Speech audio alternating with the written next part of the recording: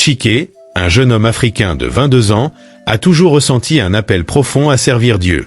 Dès son enfance, il a été fasciné par les histoires de foi et de miracles qu'il entendait à l'église. Il décide de quitter l'université, où il suivait une formation en administration, et s'inscrit à l'école pastorale. Sa décision est radicale, mais il se sent guidé par une force plus grande que lui. Les années à l'école pastorale sont difficiles, mais Chike persévère. Finalement, après plusieurs années d'efforts, il obtient ses diplômes en théologie et en pastorale. Avec sa foi inébranlable, Chike se lance dans un projet ambitieux. Ouvrir une église dans un coin modeste de la ville d'Abobo, un quartier populaire où les gens sont à la recherche de réconfort spirituel. Au début, l'église est petite. Il n'y a que quelques fidèles qui viennent écouter ses prêches passionnés. Mais rapidement, des rumeurs commencent à circuler. Des miracles se produisent dans l'église de Chike. Des guérisons, des délivrances, des témoignages de vie transformées, les gens affluent. Petit à petit, l'église grandit. Des foules de plus en plus grandes viennent pour écouter cet homme de Dieu. En l'espace de quelques années, l'église se transforme en un véritable mouvement, attirant des milliers de personnes chaque semaine. L'église de Chike devient l'une des plus influentes de la ville, attirant des croyants de tous horizons. Mais Chike reste humble.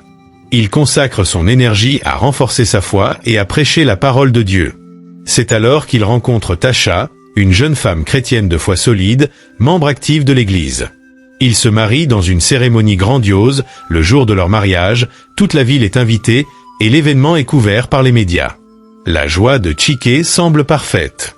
Un homme de Dieu, une église florissante, une épouse dévouée et bientôt des enfants. Quelques années après leur mariage, la vie de Chike semble suivre un chemin tout tracé vers la grandeur. L'église continue de croître à un rythme impressionnant. Les salles sont pleines à craquer, les conversions se multiplient et les miracles deviennent le fondement même de son ministère. Chike est désormais une figure respectée, un homme de Dieu dont la renommée dépasse les frontières d'Abobo, et sa foi semble inébranlable. Avec Tasha à ses côtés, ils forment un couple de pouvoir, unis dans leur mission divine. Tasha est dévouée à son mari et à l'église, prête à l'aider dans chaque aspect de son ministère. Ils ont tout pour être heureux. Une vie prospère, une église florissante et la promesse d'un avenir radieux. Mais le destin, cruel et imprévisible, frappe un coup sévère. Un matin, sans prévenir, le destin frappe à leur porte. Leur aîné, Fabrice, un garçon joyeux et plein de vie, tombe soudainement malade. Chike et Tasha, dévastés, prient nuit et jour, cherchant la guérison divine pour leur fils. Mais malgré leurs prières ferventes et la foi inébranlable qu'ils ont en Dieu, Fabrice décède mystérieusement, sans aucune maladie apparente. Le choc est total. La communauté est en deuil, mais pour Chike, c'est une épreuve bien plus grande. Comment un homme de Dieu, dont les prières ont guéri tant de malades, peut-il se retrouver face à la mort de son propre fils, sans explication? Chike est perdu, le monde autour de lui s'effondre. Sa foi est mise à l'épreuve comme jamais auparavant. La douleur de perdre un enfant est indescriptible et le poids de cette épreuve commence à peser lourdement sur ses épaules. Dans un cri de désespoir, Chike se tourne vers Dieu, mais les réponses restent absentes. Il se réfugie dans la solitude, enfermé dans ses pensées tourmentées. Tasha, bien qu'éprouvée par cette perte, trouve la force de rester à ses côtés. Elle prie, elle console son mari, mais elle sait qu'ils sont désormais confrontés à une situation qui les dépasse. L'Église est secouée, mais l'amour de Dieu est ce qui les unit encore. Les fidèles, eux aussi, sont déstabilisés. Ils se demandent comment un homme aussi pieux que Chike, un homme dont la foi a illuminé leur vie, peut être frappé par une telle tragédie. Mais ce n'est que le début. Mois suivant la mort de Fabrice sont marqués par une atmosphère lourde et étouffante. Chike et Tasha essaient de continuer à mener leur église, mais la perte de leur fils a laissé une cicatrice béante dans leur cœur, une douleur qu'aucune prière, aucun sermon ne semble pouvoir guérir. Chike, autrefois un homme de foi inébranlable, se trouve maintenant submergé par des doutes qu'il n'osait même pas avouer. Les membres de l'église continuent à le soutenir, mais ils sentent que quelque chose a changé en lui. L'ombre de la perte pèse sur ses prêches, sur ses paroles. Tasha, bien qu'éprouvée, essaie de garder l'espoir. Elle se consacre davantage à la prière et continue d'encourager son mari à ne pas perdre foi en Dieu. Mais il lui devient de plus en plus difficile de cacher sa propre souffrance. L'Église, autrefois florissante, commence à ressentir l'impact de cette tragédie. Les membres sont moins présents, l'énergie est moins vibrante. La perte de Fabrice a provoqué une onde de choc et les signes d'une désaffection grandissante ne tardent pas à se manifester. Puis, 1 an après la mort de leur fils, la tragédie frappe à nouveau. Pharrell, le cadet de Chiqué et Tasha, un garçon dynamique et aimé de tous, meurt subitement. Comme pour Fabrice, il n'y a aucun signe de maladie. Il s'éteint sans avertissement, dans une journée apparemment ordinaire, comme un souffle emporté par le vent. Chiqué est dévasté. Cette fois, il perd pied. Comment un homme de Dieu peut-il subir une telle souffrance? Pourquoi Dieu permet-il cela? Les questions tourbillonnent dans son esprit. Les réponses restent obscures. Il se renferme sur lui-même, se perd dans ses pensées sombres. Tasha, qui est également brisée par la perte de leur second fils, tente de le soutenir, mais elle voit bien que son mari commence à changer. La douleur semble avoir eu raison de sa foi. Il ne comprend plus. La douleur qu'il porte est devenue trop grande, trop lourde à supporter. Les rumeurs commencent à se répandre dans la ville. Les membres de l'Église, choqués par la succession tragique d'événements, commencent à se détourner. L'Église, autrefois bondée de fidèles, se vide lentement. Chiqué, ce prédicateur capable de toucher des millions de vies avec son discours inspirant, voit sa vie s'effondrer sous ses yeux. L'Église se dépeuple, les miracles deviennent plus rares, et la communauté, autrefois unie par une foi collective, se brise lentement. Chiqué, humilié et accablé par la douleur, se sent trahi. Il commence à se poser des questions profondes. Est-ce que Dieu l'a abandonné? Si lui, un homme de Dieu, subit de telles souffrances, que dire des autres? Son esprit, autrefois clair et lumineux, est désormais rempli de ténèbres. Il se trouve perdu dans une tempête de doute et de désespoir. Dans la nuit de son âme, Chiqué commence à envisager des solutions interdites. Un soir, alors qu'il se trouve seul dans son bureau, il reçoit un appel d'un vieil ami, un homme mystérieux, qui lui parle d'occultisme, de pouvoirs secrets et d'une possibilité de recommencer. La tentation est grande. Il rêve de faire renaître son église, de retrouver sa gloire passée. Mais pour cela, il sait qu'il devra franchir un seuil qu'il n'avait jamais osé imaginer. La douleur des pertes successives de ses enfants continue de hanter Chiqué, mais c'est son cœur partagé qui le tourmente désormais. Alors qu'il regarde son église se vider lentement, les prières deviennent de plus en plus silencieuses. Ses croyants, ceux qu'il a guidés pendant des années, commencent à lui tourner le dos, ne comprenant pas comment un homme de foi aussi puissant peut connaître un tel chagrin. Les miracles, autrefois abondants, se font rares, et l'ambiance au sein de l'église devient de plus en plus pesante. Chiqué est tiraillé. D'un côté, il sent l'appel de Dieu, son engagement envers sa foi, mais de l'autre, il est confronté à une immense souffrance qu'il n'arrive plus à comprendre. Le vide laissé par la mort de ses enfants est trop grand. Ses prières semblent vaines, ses efforts inutiles. Dans ces moments de solitude, il songe aux propositions de son vieil ami, qu'il a introduit à l'occultisme. Ce monde mystérieux et interdit, avec ses promesses de pouvoir et de guérison, commence à lui apparaître comme une échappatoire. Le doute se fait insistant dans son esprit. Il se demande s'il n'est pas en train de manquer quelque chose, s'il n'y a pas une autre voie, plus rapide et plus efficace, pour restaurer sa vie et son église. Tasha, de son côté, est complètement désemparée. Elle voit bien le changement en son mari. La personne qu'elle a épousée, l'homme de foi, est en train de se transformer en quelqu'un qu'elle ne reconnaît plus. Elle tente de lui parler, de lui rappeler la foi qu'il avait avant, celle qui l'avait guidé dans son parcours spirituel. Mais Chiqué est distant, fermé. Ses nuits sont hantées par des visions de ses enfants, par des pensées de colère contre Dieu. Il ne sait plus s'il peut encore croire en ce qu'il prêchait autrefois. Les tensions dans leur foyer montent, et Tasha ne sait plus comment soutenir son mari. Elle l'a vu se transformer de l'homme qu'il était en quelqu'un d'irrévocablement brisé, et chaque jour qui passe la plonge un peu plus dans l'inquiétude.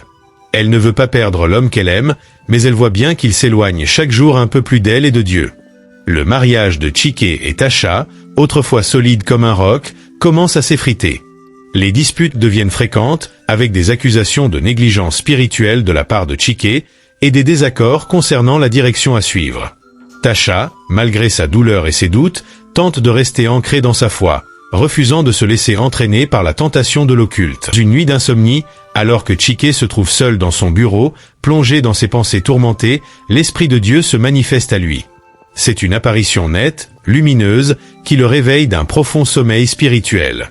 Une voix calme mais ferme lui dit « Ce que tu traverses, Chike, est un test. Un test de foi. Tu as failli, mais il n'est pas trop tard pour revenir à moi. » Ces paroles résonnent dans son cœur comme un coup de tonnerre. Le poids de cette révélation est immense.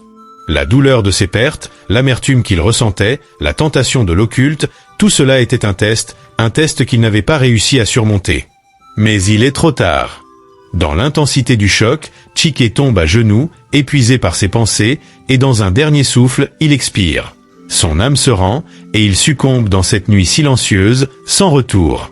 Tasha, qui le trouve quelques heures plus tard, est brisée, totalement dévastée. Après la mort tragique de Chike, Tasha se retrouve seule dans un monde qu'elle ne reconnaît plus. La perte de son mari, l'homme qu'elle aimait et qu'elle respectait, l'ébranle profondément. La communauté, autrefois pleine d'espoir, est plongée dans le deuil, tout comme elle. Les fidèles qui restaient, malgré leurs doutes, commencent à se demander si la foi qu'ils ont suivie si longtemps était véritablement solide. Tasha se sent complètement perdue. Elle a perdu son mari, ses enfants et son église. Elle se retrouve face à une épreuve d'une ampleur inimaginable.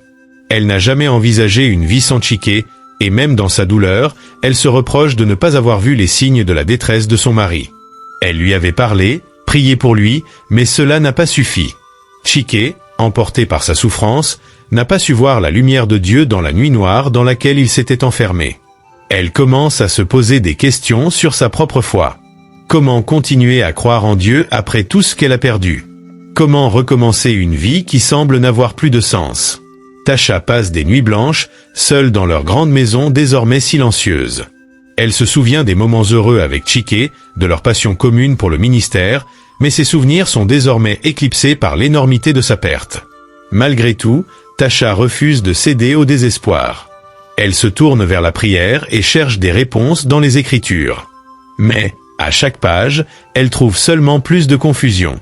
Les promesses de Dieu semblent lointaines et sans réponse. Elle ne comprend pas pourquoi Chike a été emporté si tôt, pourquoi leurs enfants ont été arrachés à leur foyer, pourquoi son mari n'a pas trouvé la paix avant sa mort. Un soir, alors qu'elle se trouve dans l'église vide, Tasha fait une prière désespérée. Elle se prosterne devant l'autel, en larmes, criant à Dieu pour des réponses. « Seigneur, pourquoi m'as-tu laissé tout perdre? Pourquoi m'as-tu laissé seule dans cette épreuve ?» Soudain, une paix étrange l'envahit. Ce n'est pas la réponse qu'elle attendait, mais c'est une sensation de calme profond, comme si une force invisible l'entourait. Elle ferme les yeux, et pour la première fois depuis longtemps, elle sent la présence de Dieu. L'Esprit de Dieu lui chuchote dans son cœur, « Tout cela fait partie de ton parcours. Tu n'es pas seul. Tu dois continuer à marcher, même dans la nuit. » Tasha se relève lentement, essuyant ses larmes.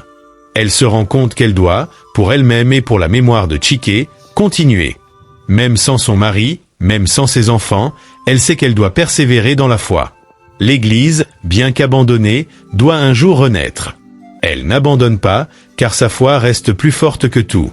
C'est une épreuve qu'elle doit surmonter, mais elle ne le fera pas seule. Tasha décide alors de reconstruire sa vie, lentement mais sûrement. Elle commence par restaurer l'Église, non plus pour Chike, mais pour Dieu. Elle prie chaque jour pour trouver la force d'avancer, et surtout, pour comprendre la volonté de Dieu dans tout ce qui est arrivé. Elle fait le vœu de ne pas abandonner ce que Chike avait commencé, mais de le faire à sa manière, avec sa propre foi renouvelée. L'Église, maintenant un lieu de prière plus intime et plus modeste, commence lentement à retrouver sa place dans la communauté. Tasha n'a pas l'intention de reconstruire ce que Chike avait fait, car elle sait que son parcours ne peut être qu'individuel. Elle ne veut plus simplement être la femme du pasteur. Elle désire être une servante fidèle de Dieu, mais à sa propre manière. Elle est consciente de la douleur qui l'a accompagnée, mais elle choisit de ne pas la laisser définir sa vie. Au début, les fidèles qui restent sont sceptiques. Beaucoup se demandent si Tasha pourra, seule, maintenir l'Église en vie. La communauté est dévastée par les tragédies qu'ils ont vécues. Mais Tasha, sans jamais se vanter de sa foi, commence à gagner leur cœur par son exemple. Elle parle rarement, mais chaque mot qu'elle prononce semble empreint d'une sagesse née de l'expérience de la souffrance. Elle organise des rassemblements de prière, où la communauté se réunit pour chercher une nouvelle direction spirituelle. Ce soir-là, Tasha prend la parole pour la première fois depuis longtemps devant toute la communauté.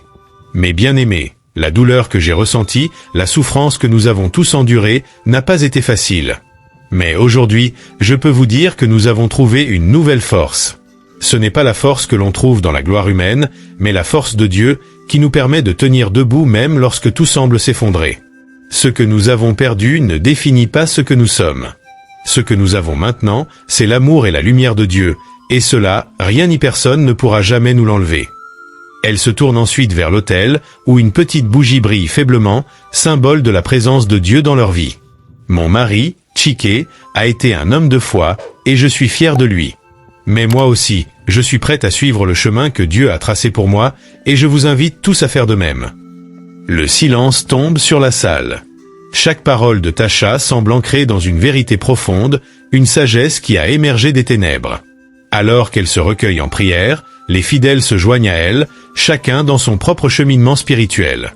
Ce soir-là, l'église se remplit non seulement de la lumière physique des bougies, mais aussi d'une lumière intérieure. C'est la fin de notre film africain. Merci de vous abonner et à la prochaine fois.